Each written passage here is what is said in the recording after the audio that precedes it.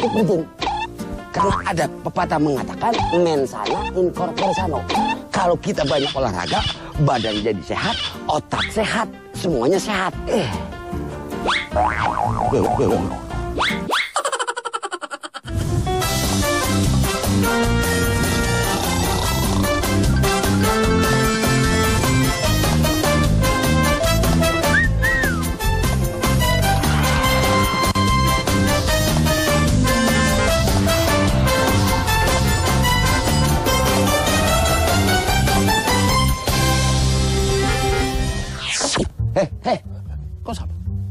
Kok sama? Situ yang nyamain. Oh, nggak bisa, saya duluan. Nggak bisa. Warna pihak saya. Jangan suka ikut-ikut orang dah. Oh, nggak bisa. Pakai dong ide sendiri. Nggak bisa. Nggak bisa gimana? Memang warna udah, bisa. besok jangan pakai warna ini. Itu namanya plagiat, tahu nggak? Oh, nggak bisa. Mas Yono. Pak Ustadz, apa kabar? Ya Allah. Ini ngapain di sini? Berarti mantan tukang somai dong, Ustaz. Jualan dia somai. kenal? Ustaz, memang pekerjaan saya dulu jual somai. Loh, dulu bukannya Ustaz mantan ada tukang usaha somai. Memang somai, Pak. Indah perjalanan hidup. Mantan ya? mantan apa? Emang pernah juga jualan somai? Maklumin ya, dimaklumin. Kalau orang ngajak ngomong kagak diliatin. Nih, kurang lihat lu. Tuh, maksudnya dengerin. Maklumin. Iya. Sama halnya Pak Ustadz, sama. Oh, nggak bisa sama dong. Dia yang ikut-ikut saya. Masa orang baju pink dia ikut pakai pink? Sepeda kalau diping-pingin. Rasul seneng warna hijau. Nah, terus cocok Rasul dong, sering pakai warna putih. Tadi Ustadz Terus nanya kan, umatnya ini pada siapa? ngikutin Saya jawab pakai warna Udin. putih. Rasul nggak marah. Ini siapa ya? Saya Udin. Oh, sombong sekali Saya ya. pasti sombong. Iya, Rasul aja tidak sombong. Kalau gitu, coba kita duduk, kita ngobrol tadi. Siapa sombong? Ustadz nanya kan, ini siapa? Saya jawab Udin. Iya, terus saya jawab lagi, Rasul saja tidak sombong. Masa Udin sombong? Apa nggak malu sama Rasul? Ayo. Iya ya. Kalau gitu, coba kita duduk, kita sambil ngobrol tadi. Iya.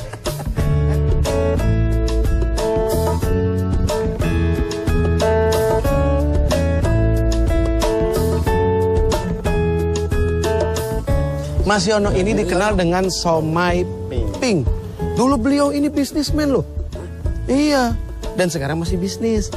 Cuma beda kelasnya doang. Ini ngomong-ngomong, kenapa bisa begini? Iya, ini begini Pak Ustadz, indah perjalanan hidup. Gitu ya. Iya, benar-benar saja juga.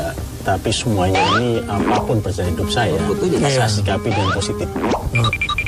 Lu ngapain sih? Kutu banyak banget. Kurang ajar Saya lu. dibelakangin. Iya. Maklumin Pak ya. Iya. Ya kalau SD nggak lulus gitu. Ayo tarik mah. Lu mau ngapain sih? Ya udah pegangan, pegangan. Terus gimana? Ya saat ini sampai seperti ini saya hanya bisa bersyukur. Pada saya yakin banget apapun manusia ini tidak lepas dari peran Allah. Oh gitu. Benar, saya yakin banget bahwa kalau Allah mengendaki apapun bisa terjadi. Tidak ada di dunia yang mustahil untuk kehidupan manusia. Masya Allah. Enggak, ini ngomong-ngomong, Ya. kenapa pakai baju pink? Ini stocking Pak. Diem. Gini Pak Ustadz, ini warna kesukaan anak saya, putri saya. Dan putri saya itu korban perceraian. Selama 5 tahun lebih, satu mau ketemu dipersulit oleh istri, mantan mertua saya. Mempersulit saya ketemu untuk anak saya. Nah, untuk merasakan rasa kangen dan rindu saya pada anak, warna kesukaan ini saya angkat jadi nama usahaku somai. Jadi dari somai pink. Gitu. Ya bisa jadi kagak mau ke anak yang mau ditemuin bapaknya. Kenapa? Ya tukang somai ya bisa. Maaf Din, di dalam Quran itu ada la yaskhar qaumun min qaumin. Jangan satu kaum menghina kaum yang lain. Boleh jadi ya yang dihina itu lebih baik. Din, biar urusan kerja somai seperti ini berkah. Somainya halal. Tanya dong, kenapa usaha bisa bangkrut? Ini Mas Yono, kenapa usaha tuh bisa bangkrut? Ya karena terjadilah mismanagement. Itu terjadi tahun 2003 Pak. Pada waktu itu saya 2003 usahaku rontok.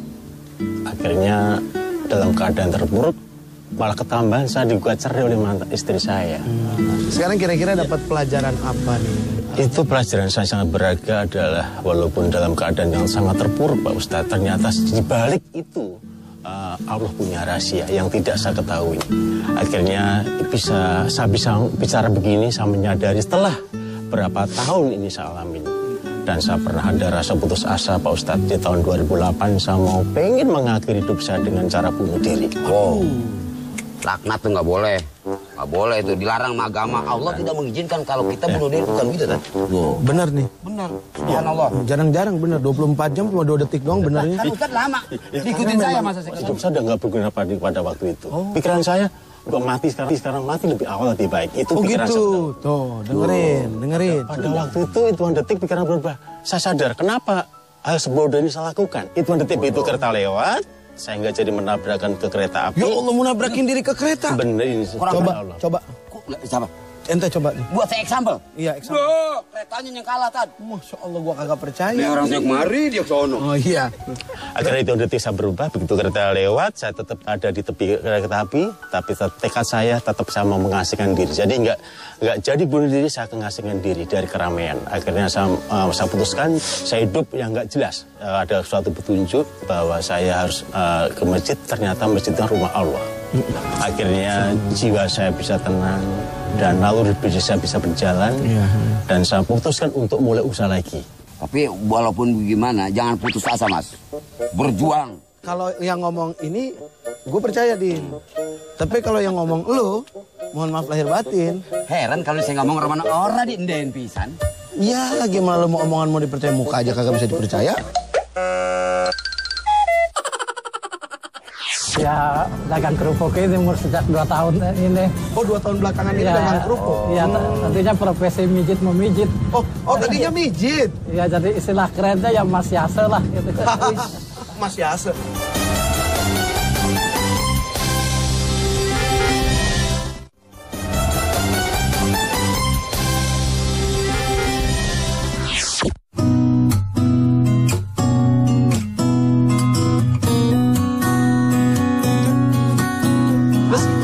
Hubungan sama anak gimana sih? Alhamdulillah, mulai karena saya lakukan ternyata mungkin Allah mendengar Ya Allah. apa yang saya lakukan ini. Ternyata tepatnya di bulan Januari tahun 2011, walaupun lewat salah satu stasiun televisi, saya bisa ditentukan dengan kedua anak saya. Alhamdulillah. Ini subhanallah memang pemirsa ya. Artinya sesuatu yang bisa menarik hati orang lain itu ternyata akan menyambungkan kepada hati-hati yang lain. Tapi ingat, niatnya adalah dengan ketulusan, bukan niat yang dibuat-buat. Nah, karena beliau adalah tulus gitu, karena cinta kepada anak dan gak berharap apa-apa. Ternyata karakteristik Pink ini justru yang membawa beliau akhirnya ketemu lagi dengan anak-anak beliau.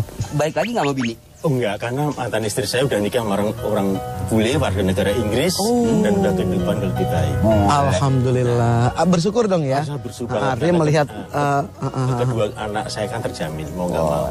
Baik pemirsa, yang pasti agama itu melarang kita untuk berputus asa. Karena orang-orang yang berputus asa itu adalah orang-orang yang berpikir bahwa tidak ada lagi hari esok. Sementara bicara hari-hari itu ada 3. Hari kemarin, hari ini, dan hari esok. Yang kemarin sudah tidak kita bisa lagi kembali kepadanya. Yang hari ini saatnya kita melakukan yang terbaik. Hari esok kita tidak pernah tahu. Nah, disitulah sifat tawakal, berserah diri, berpasrah diri. Dengan semaksimal mungkin kita melakukan yang terbaik untuk hari ini, supaya hari esok menjadi hari yang paling baik. Ingat, kita seperti ini adalah karena semua pengalaman-pengalaman kehidupan kita.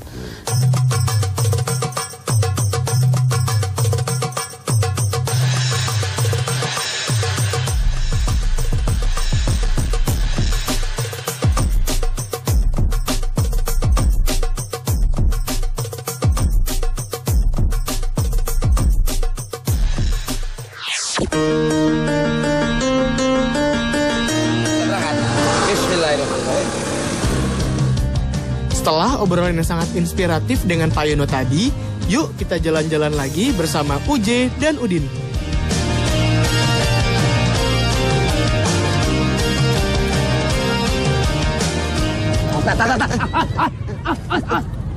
Kagak mau lihat tidak? Gue ngelihat ke depan, lu berisik sih orangnya. Ini lagi nyebrang kagak mau ini. Ngomong jangan sembarangan, itu orang tua. Turun. Ya ilah, ini susah banget si motor kegedean. Nyebrang kagak mau nanya-nanya dong orang Bapak. Bapak mau kemana Pak? Mau jualan. Iya saya nggak tahu mau jualan. Enggak, maksudnya enggak, ini Bapak dagang. Iya Pak. Ini karena di pinggir jalan. Iya, ngeri banyak kendaraan Jadi Pak. kita pindah ke sana ya.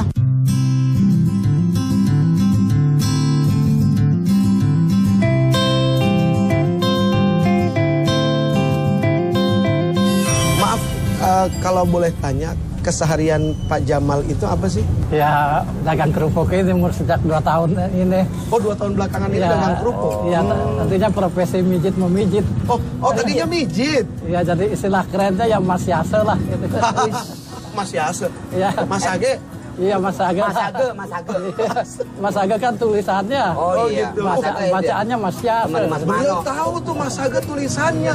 Terus kenapa sampai jualan kerupuk? Kenapa nggak mijit lagi? Itu saja lama kelamaan agak suram gitu soalnya. Bapak, punten maaf. Bapak jualan kerupuk pergi dari rumah. Ini kan beresiko besar. Pak Jamal, Kenapa nggak diam aja di rumah Pak pakai jualan? Kan ada anak. Lah kan ikhtiar ini diperintahkan sama yang kuasa mah ya. Karena ada keluarga berarti ada amanah gitu. kalau saya boleh jujur, sesungguhnya kita ini sedang bertemu dengan wali-walinya Allah Subhanahu wa Ta'ala. Wali itu tidak harus bersorban, bergamis, berjubah, menenteng tasbih. Ini adalah sebuah pesan yang harus mampu membuka mata kita. Sebetulnya sesungguhnya siapa yang melihat? Saya, kalian, atau beliau? Jangan-jangan sebetulnya tidak bisa melihat itu saya dengan pemirsa. Tapi beliau, mata hati beliau begitu sangat terbuka. Meskipun mata ini tidak melihat. Inilah kekuasaan yang sangat luar biasa yang Allah Subhanahu wa Ta'ala sampaikan kepada kita, bahwa di sekeliling kita begitu banyak pesan yang bisa disampaikan. Pemirsa tahu nggak? Ternyata Bapak Jamal ini pernah diundang datang ke Universitas Indonesia bertemu dengan 6 profesor. Sekarang pengen tahu seperti apa? Saya akan tanya kepada beliau.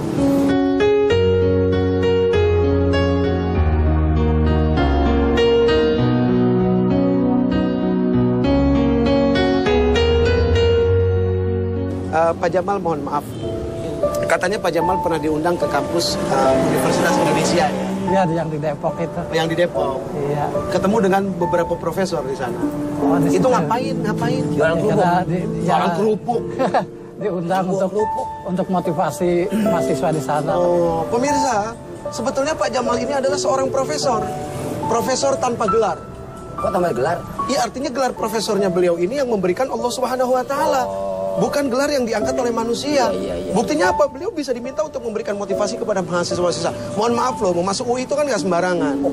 Nah, ketika seorang beliau yang hanya berjualan kerupuk, tapi memiliki hati yang punya semangat luar biasa, sebagai seorang manusia yang tidak mau lebih hina daripada binatang, ternyata itu cukup memberikan satu alasan. Sebuah kampus besar yang diisi oleh orang-orang cerdas menghadirkan beliau untuk menyampaikan tentang yang namanya motivasi. Itu semuanya tidak terlepas dari kebesaran yang maha kuasa gitu ya. Subhanallah. Soalnya ya apa artinya sih seorang buta begitu ini sama dengan anda ini kan ya. Saya jadi nggak enak dipanggil Anda. Saya Udin bukan Anda Pak. Ya sama juga. Satu pelajaran lagi yang kita dapat, apapun itu namanya dan bagaimanapun itu kejadiannya, beliau selalu menyambungkan bahwa di sini ada kekuasaan Allah Subhanahu wa Ta'ala. Artinya adalah apa? Kalau tanpa kebesaran Allah dan campur tangan Allah, sesungguhnya manusia tidak akan memiliki kekuatan dan kemampuan apapun. Subhanallah. Kau yang maha mendengar, Kau yang maha melihat, Kau yang maha pemaaf, padamu hati bertobat. Maaf Pak Ustadz, saya juga ini mu'alaf ini Pak. Mu'alaf? Iya. Oh. Mu'alafnya dari kapan?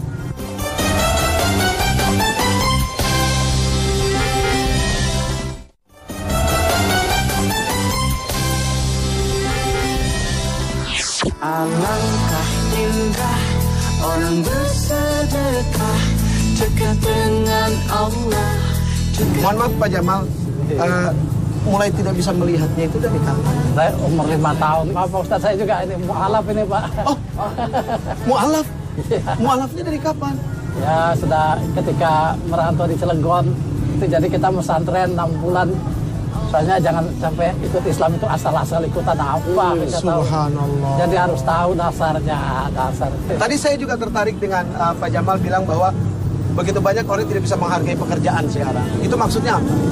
Maksudnya orang itu biar tidak meremehkan kemampuannya yang ada. Kalau kita bisa menerjemahkan gitu kan, kalau kata dalam agama kan harus bersyukur gitu ya. Kalau kata bahasa biasa Pak, belajar menghargai kemampuan kita sendiri. Aduh, subhanallah. Kalau kita sendiri nggak mau menghargai, bagaimana dihargai orang? Kan? Iya. Andai dunia tanpa cintanya, gelaplah hati, gelaplah jiwa. Tapi kalau suka dengerin lagu, kira-kira Pak Jamal apa lagu apaan? Wah, saya sekarang sih kurang apa lagu-lagunya, cuma senang aja ya. Oh gitu. Kalau Zaman Quran? muda, kalau Al-Quran ya ayat yang pendek-pendek ya hafal. Kalau ayat yang panjang-panjang ya cuplikan-cuplikan aja. Kayak apa? Ayat yang panjang cuplikannya kayak apa? Suratnya Nabi Daud itu yang katanya angin pada tunduk pada Nabi Daud itu ya. Ayat yang 37 kalau nggak salah itu ya. Surat Sot? Ya surat 36 itu kalau nggak salah ya. Surat Sot dari mulai ayat 35, 36, dan 37. Saya bacain ya. Nah, A'udzubillahi minasyaitonirrajim. Bismillahirrahmanirrahim. Qala rabbighfirli wa habli mulkala yambaghi li ahadin min ba'di antal wahhab fasakharna lahur riha tajri bi amrihi ruhaan haitsu asaba wasyayatina kullabanna'in wa ghawasin wa akharina muqarranina fil asfad. Subhanallah, luar biasa ya Allah. saya juga ngikutin. Apa lu? Tadi. Udah. Sekarang gue mau tes lu, Din. Ya. Sekarang lu dalam kondisi tidak bisa melihat, terus lu bawa ini kerupuk. Coba. Ya.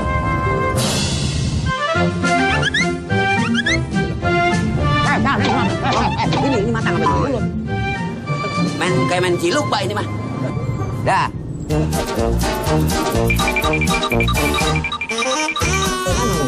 Kok berat sekali ya? Ya. Ini mana nih? Terus jalan. Ya. Udah pakai feeling. Feeling apa? Orang kagak lihat.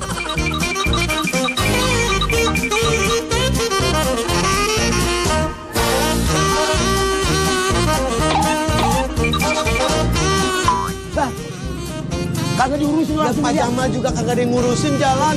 Ketuntut ya saya orang mah. Lah Pak Jamal juga kagak ada yang nuntun. Pak Jamal, tuntut saya. Kurang ajar lo.